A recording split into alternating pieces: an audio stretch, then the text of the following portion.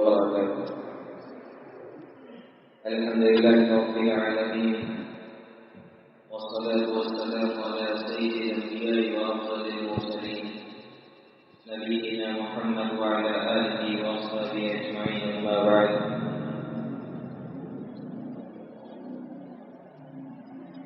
گزشتہ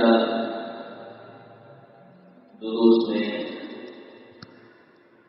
کفار و مشرکین کے عناد و سرکشی اور ان کی تنقید کو بیان کیا گیا تھا، اور اس کے بعد ان کے انجام کو بھی بیان کیا گیا کہ اللہ رب العالمین نے ان کے اوپر موت اور موت کی سختیوں کو طاری کر کے ان کو جہنم رسید کیا. اب آگے اللہ رب العالمین متقیوں کے احوال بیان کرتے ہوئے فرما رہا ہے کہ وَأُزْلِفَتِ الْجَنَّةُ لِلْمُتَّقِينَ غَيْرَ بَعِيدٍ، کہ قیامت کے دن جنت یہ مومنوں سے قریب کر دی جائے گی، ان سے بالکل بھی دور نہیں ہوگی. قریب کا مطلب یہ ہے کہ میدان محشر سے ہی جو متقی لوگ ہوں گے وہ جنت اور جنت کی نعمتوں کا مشاہدہ کریں گے اور جنت کی نعمتوں کو دیکھ کر کے خوش ہو رہے ہوں گے. اور اللہ رب العالمین نے آگے فرمایا کہ هَذَا مَا تُوعَدُونَ لِكُلِّ أَوَّابٍ حَفِيظٍ، یہی وہ جنت ہے جس کا وعدہ کیا گیا ہے ہر رجوع کرنے والے اور ہر حفاظت کرنے والے سے. اواب کا مطلب یہ ہے کہ جو گناہ کرنے کے بعد اپنے گناہوں کو یاد کر کے اللہ رب العالمین یعنی رجوع کرتا ہے اور اپنے گناہوں سے توبہ کرتا ہے. اور حدیث کا مطلب یہ ہے کہ جو اللہ رب العالمین کے خوف اور اس کی خشیت سے اپنے آپ کو گناہوں سے بچاتا ہے. اور حدیث کا ایک مطلب یہ بھی ہے کہ جو فرائض و واجبات کی حفاظت کرتا ہے، یعنی اللہ رب العالمین نے جن چیزوں کا اسے مکلف بنایا ہے وہ اطاعت کے کاموں کو بجا لاتا ہے اور نواہی و منہیات سے اپنے آپ کو بچاتا ہے. نیکی کے کاموں کی حفاظت کرتا ہے، نیکی کو مداخلت اختیار کرتا ہے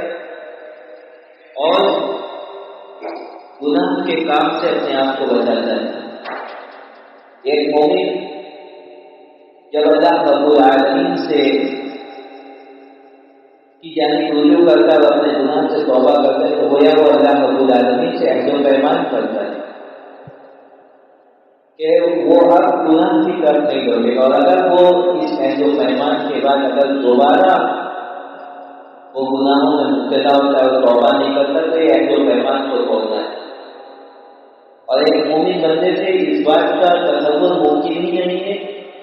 کہ وہ اللہ رب العالمین سے کیے گئے عہد و پیمان کو توڑے. اسی لیے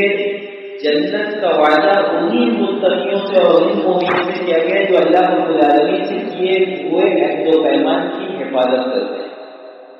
ان آیات میں اللہ رب العالمین نے یہ متقیوں کی صفت بیان کر رہا ہے کہ جو اللہ رب العالمین کی ہے اگر گناہ ہو جاتا ہے بچنے کی تقاضا ہے. ایک انسان سے گناہ ہو سکتا ہے لیکن گناہوں کو ایک مومن گناہوں کو یاد کرتا ہے اور اس کے بعد اللہ رب العالمین کی بارگاہ میں توبہ کرتا ہے تو ایسے لوگوں سے اللہ رب العالمین نے جنت کا وعدہ کیا ہے. من خشی الرحمن بالغیب وجاء بقلب منیب، آگے سے متقیوں کی صفت کو بیان کر رہا ہے اللہ رب العالمین کی جو اللہ رب العالمین سے بغیر دیکھے ہوئے ڈرتے ہیں. ایک مفہوم تو مفسرین نے بیان کیا ہے کہ بغیر دیکھے ہوئے یعنی ہم میں سے کوئی بھی انسان اس نے اللہ رب العالمین کو نہیں دیکھا لیکن اس کے باوجود اس کے دل میں کہیں نہ کہیں اللہ رب العالمین کا خوف ہے کہ اگر اس نے گناہ کا ارتکاب کیا تو اس کے نتیجے میں اللہ رب العالمین اسے عذاب مبتلا کرے گا. تو بغیر دیکھے ہوئے اللہ رب العالمین سے ڈرنا یہ متقیوں کی صفت ہے۔ اور ایک مفہوم مفسرین نے یہ بیان کیا کہ غیر سے مراد یہ ہے کہ ایک انسان گناہ میں خوف رکھتا ہے، اسے دیکھنے والا کوئی نہیں اس دنیا کے اندر، گناہ کو انجام دینے کے لیے اس کے پاس وسائل موجود ہے، اسے کوئی انسان دیکھ نہیں رہا، لیکن اللہ کے خوف سے، اللہ رب العالمین کا خوف اس کے دل میں کوئی نہیں دیکھ رہا، لیکن اللہ رب العالمین کو دیکھ رہا ہے۔ اس خوف سے اگر وہ گناہ سے رک جاتا ہے تو ایسے لوگوں سے اللہ نے جنت کا وعدہ دیا ہے۔ اور اسی کو اللہ رب العالمین نے شاید ذکر کیا کہ من خشی الرحمن بالغیب، جو غیب میں اللہ رب العالمین سے ڈرتے ہیں، یہاں کوئی نہیں دیکھ رہا ہے، صرف اور صرف اللہ رب العالمین کے خوف سے اگر انسان گناہ سے رک جاتا ہے تو اس کی بہت زیادہ فضیلت ہے۔ وَرَجُلٌ ذَكَرَ اللَّهَ خَالِيًا فَفَاضَتْ عَيْنَاهُ، ایک انسان تنہائی میں اللہ کو یاد کر کے اللہ کے خوف سے اگر اس کی آنکھیں بند ہوتی، اللہ رب العالمین ایسے شخص کو بروز قیامت اپنے عرش کے سائے میں لگا دے گا۔ وَجَاءَ بِقَلْبٍ مُنِيبٍ، اور جو اللہ رب العالمین کے پاس قلب منیب لے کر کے آتا ہے، رجوع کرنے والا دل، یعنی ایک انسان کا دل جو ہمہ وقت اللہ رب العالمین سے جڑا رہے۔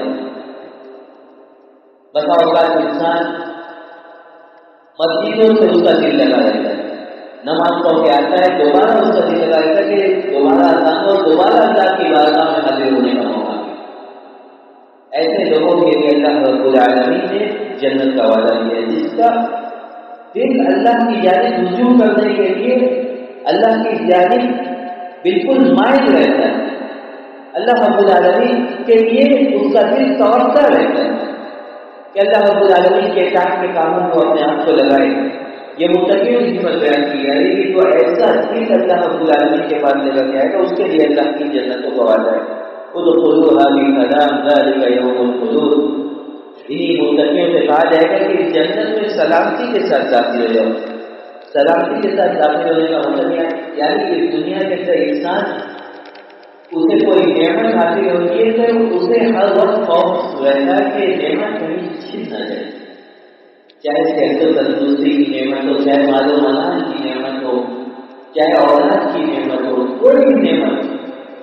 انسان کو اس دنیا کے اندر ایک خوف بتاتا ہے کہ اس کی کہیں نعمت چھن نہ جائے، لیکن جنت کے اندر نعمتیں جو ہوگی وہ ہمیشہ والی ہوگی، اس نعمتوں میں کبھی کمی نہیں آئے گی۔ اور سلامتی کا ایک مطلب یہ بھی ہے کہ جنت کے اندر انسان ہر چیز سے سلامت رہے گا۔ اس دنیا کے اندر انسان کو استنجا و قضاء حاجت کی محسوس ہوتی ہے، یہ انسان کی کمزوری کی نشانی ہے۔ جنت میں استنجا و قضاء حاجت کی ضرورت بھی محسوس نہیں ہوگی، کسی قسم کی بیماری اسے نہیں لاحق ہوگی، اور اسی طریقے سے اسے موت بھی لاحق نہیں ہوگی۔ اللہ رب العالمین جب جہنمیوں کو جہنم میں داخل کر دے گا اور جنتیوں کو جنت میں داخل کر دے گا تو اللہ رب العالمین موت کو ایک دوسرے کی شکل میں لے کر کے لایا جائے گا، اور اس کو جنت اور جہنم کے درمیان جمع کر دیا جائے گا، اور کہا جائے گا، جنتیوں سے بھی کہا جائے گا اور جہنمیوں سے بھی کہا جائے گا ان لک ان تحیوا فلا تموتوا ابدا، کہ اب تم ہمیشہ نہیں زندہ رہو گے، اب تمہیں موت نہیں آئے گی۔ تو جنت میں ہر چیز سے انسان کی سلامتی رہے گی۔ ذالک یوم الخلود، اللہ نے کہا کہ یہ ہمیشہ والی ہے، اس نعمت میں کمی اور ان نعمتوں کا اختتام بھی ممکن ہے، یہ نعمتیں ہمیشہ باقی رہیں گی۔ لهم ما يشاءون فيها ولدينا مزيد، اللہ رب العالمین نے کہا کہ اس جنت کے اندر متقیوں کے لیے وہ تمام نعمتیں ہوں گی جس کی وہ خواہش کرے۔ ایک انسان کے اندر جن نعمتوں کی خواہشیں پیدا ہو سکتی تمام نعمتیں جنت میں موجود ہوں گی۔ وَلَدَيْنَا مَزِيدٌ، اور اللہ رب العالمین نے کہا کہ جس کی خواہش اس کے دل میں آ نہیں سکتی وہ نعمتیں بھی ہوں،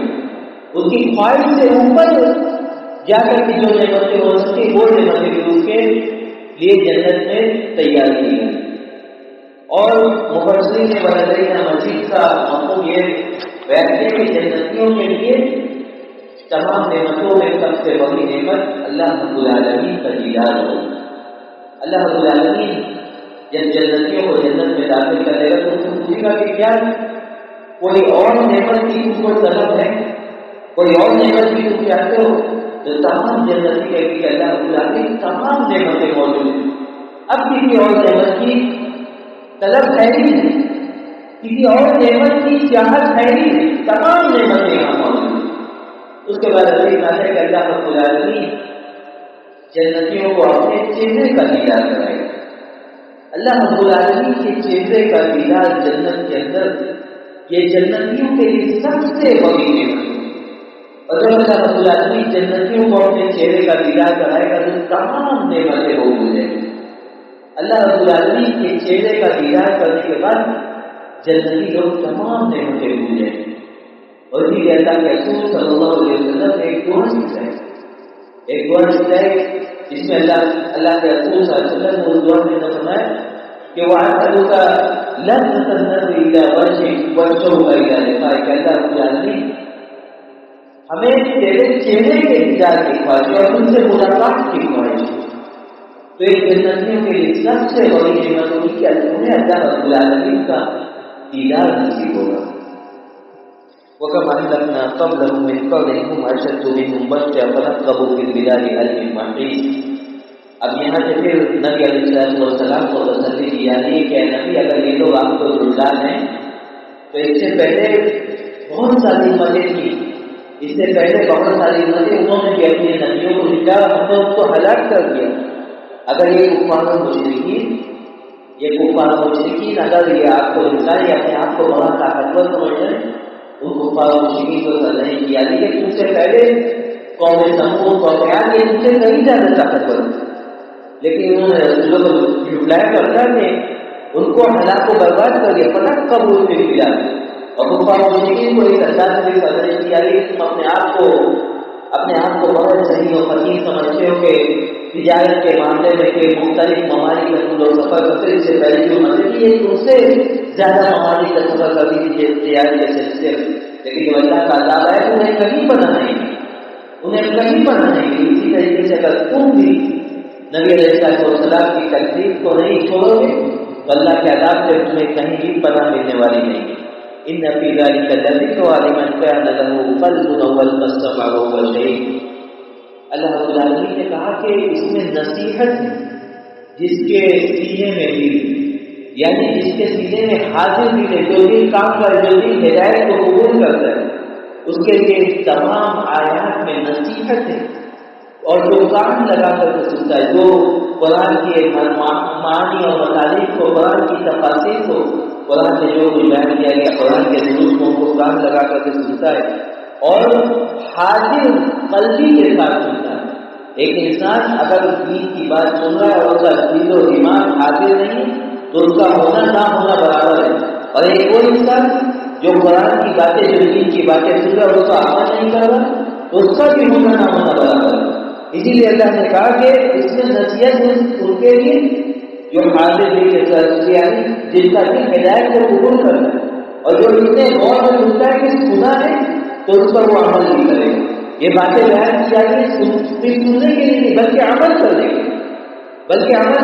اگر عمل نہیں کرتا تو اس کا سننا نہ سننا برابر ہے. وَلَقَدْ خَلَقْنَا السَّمَاوَاتِ وَالْأَرْضَ وَمَا بَيْنَهُمَا فِي سِتَّةِ أَيَّامٍ وَمَا مَسَّنَا مِن لُغُوبٍ. اس آیت میں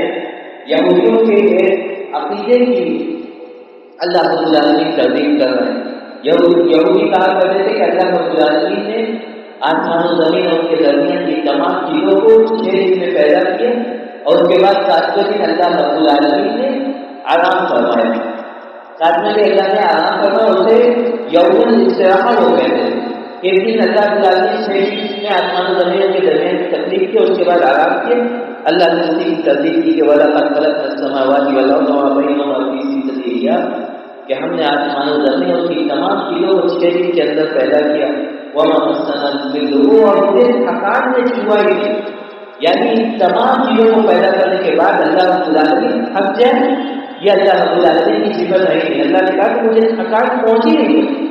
مجھے تھکان نے چھوا ہی نہیں. فَاصْبِرْ عَلَىٰ مَا يَقُولُونَ وَسَبِّحْ بِحَمْدِ رَبِّكَ قَبْلَ طُلُوعِ الشَّمْسِ وَقَبْلَ الْغُرُوبِ. اور اب نبی علیہ السلام کو دوبارہ تسلی دی جا رہی ہے کہ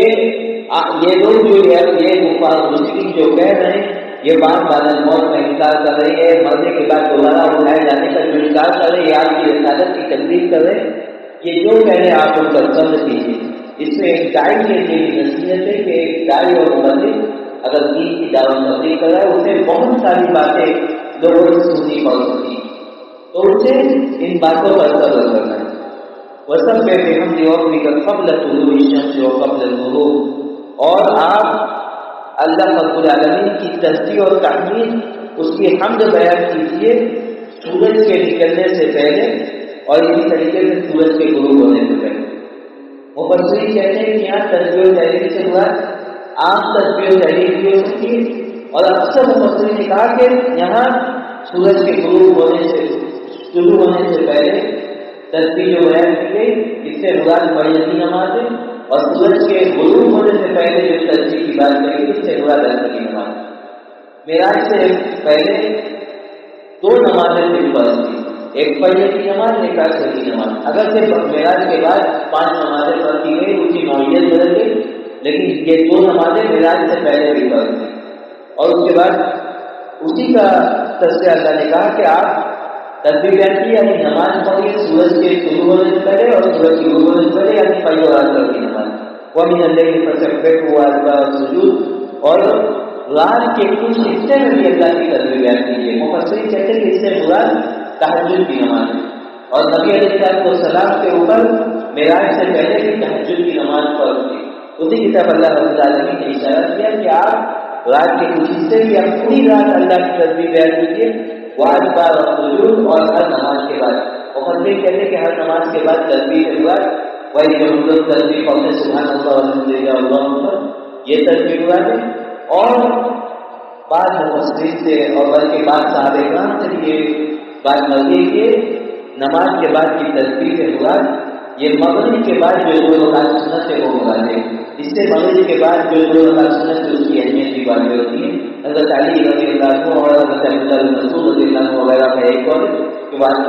نماز کے بعد تسبیح کے مراد مغرب کے بعد جو 2 رکعت سنت ہے وہ مراد ہے۔ وَاتَّبِعْ يَوْمَ يُنَادِ الْمُنَادِ مِن مَّكَانٍ قَرِيبٍ، اور اے رسول آپ نبی علیہ السلام سے کہا جا رہا ہے کہ وحی کے ذریعے جو قیامت کی اعلاناتیاں اور قیامت کے جو احوال میدان محشر میں حساب و کتاب کے احوال جو بیان کیے جا رہے ہیں، ان کو آپ غور سے سنیے، ان کو آپ غور سے سنیے۔ یہ چیزیں یہ کوئی ایسی چیزیں نہیں ہیں، یہ کوئی فردی چیزیں نہیں ہیں، بلکہ یہ حقائق پر ہیں۔ یہ چیزیں ظاہر ہوں گی، یہ حساب و کتاب کہ اللہ رب العالمین کے سامنے حاضر، یہ برحق ہے۔ ہر انسان کو اللہ کے سامنے کھڑا ہونا ہے، اپنے اعمال کا حساب و کتاب دینا ہے۔ آپ نبی کو کہا جا رہا ہے کہ آپ اس کو غور سے سنیے، یہ چیزیں حقائق پر مبنی ہیں۔ اور یہ اللہ کے رسول صلی اللہ علیہ وسلم کہتے ہیں کہ جب قیامت کے تذکرے پر جو صورتیں نازل ہوئی، ادھر شمس کو ادھر سما قدر، کہتے ہیں کہ اس صورتوں کو پڑھ کر کے میں گناہ ہو گیا، یعنی اللہ کے رسول صلی اللہ علیہ وسلم اس صورتوں کو پڑھتے تھے، زیادہ وضاحت ہوتے تھے کہ کیسا معاملہ ہوگا جب اللہ کے سامنے ہمیں کھڑا کیا جائے گا اور ہمارے ایک ایک لمحے کا رب العالمین ہم سے سوال کرے گا، ہم سے حساب و کتاب دے گا۔ اس دن ایک انسان کیسے اللہ رب العالمین کے سامنے جواب دے گی؟ نبی صاحب کو سلام کی حالت کی کیا آپ ان چیزوں کو سوچ کرتے ہوتے تھے جن کے اپنے پیچھے تمام گناہ، اور ہمارا کیا حال ہے اللہ رب العالمین کے سامنے جب پیش کیے جائیں گے؟ وَاتَّقُوا يَوْمًا تُرْجَعُونَ فِيهِ إِلَى اللَّهِ، اللہ رب العالمین نے کہا کہ اس دن سے ڈرو جس دن اللہ کے سامنے تمہیں پیش ہوگی، جس دن اللہ کے سامنے تمہیں لوٹائے گا، اور اس میں وہ قبول مسلمان کا قدر وہ اور اپنے کیے ہوئے اعمال کرنے کے ساتھ نبی علیہ السلام سے کہا جا رہا ہے کہ قیامت کے بارے میں جو باتیں بیان کی جا رہی ہیں ان کو غور سے سنیے۔ یوم یونادی المنادی من مکان بعید، ایک پکارنے والا قریب کی جگہ سے پکارے گا، یعنی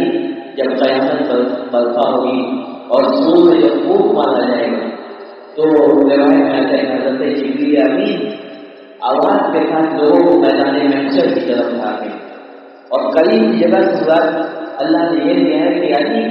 وہ آواز اتنی سخت ہوگی کہ ہر انسان جو جہاں کہیں ہو اسے لگے گا کہ کوئی بہت پاس سے اسے آواز دے رہا ہے، بہت پاس سے اسے آواز دے رہا ہے کہ اب میدان محشر کی طرف جاؤ، اور حساب و کتاب کا سلسلہ شروع ہونے والا ہے۔ یوم یسمعون الصیحة بالحق ذلک یوم الخروج بالکل، یہ لوگ سنیں گے ایک چیخ کو جو حق کی چیخ ہوگی، یعنی جو میدان محشر کی طرف بھاگنے والی چیخ ہوگی، یہ بڑھا ہے، اور اس چیخ کو یہ لوگ سنیں گے ذالک یوم الخروج۔ اللہ تعالیٰ نے کہا کہ یہی قبروں سے نکلنے کا دن ہے، یعنی یہ چیخ جب قیامت کے دن، قیامت برپا ہونے کے بعد جب یہ چیخ آئے گی تو اس چیخ کے ساتھ ہی لوگ اپنی قبروں سے نکلیں گے اور میدان محشر کی طرف دوڑیں گے۔ اللہ کے رسول صلی اللہ علیہ وسلم نے حدیث کے اندر سنایا کہ انا اول من تنشق الارض، کہ سب سے پہلے چیخ کے بعد سب سے پہلے اپنی قبر سے جو نکلے گا وہ میں ہوں۔ تو جب یہ چیخ ہوگی تو تمام لوگ اپنی قبر سے زندہ ہو کر کے میدان نکلیں گے اور میدان محشر کی طرف بھاگیں گے۔ انا نحن نحيي ونميت والينا المصير، اللہ رب العالمین نے کہا کہ ہم ہی زندہ کرتے ہیں اور ہم ہی مارتے ہیں، ہم ہی جلاتے ہیں اور ہم ہی مارتے ہیں اور ہمارے ہی طرف دوڑنا ہے۔ یعنی اللہ رب العالمین جس نے ہمیں عالم سے وجود بخشے، جب ہمارا وجود ہی نہیں تھا، اللہ رب العالمین نے ہمیں وجود بخشا ایک معمولی قطرے، پانی کے قطرے سے، تو اللہ رب العالمین کہہ رہا ہے کہ ہم دوبارہ پیدا کرنے پر نکالیں، انسان کو مرنے کے بعد دوبارہ اٹھانے پر نکالے، والدین المسیح، اور تم سب کو ہمارے طرف دوڑنا ہے اور اپنے کیے ہوئے اعمال کا حساب و کتاب دینا ہے۔ یوم تشقق الارض عنهم سرارا ذلك حشر علینا یسیر، جس دن زمین پھٹ پڑے گی، یعنی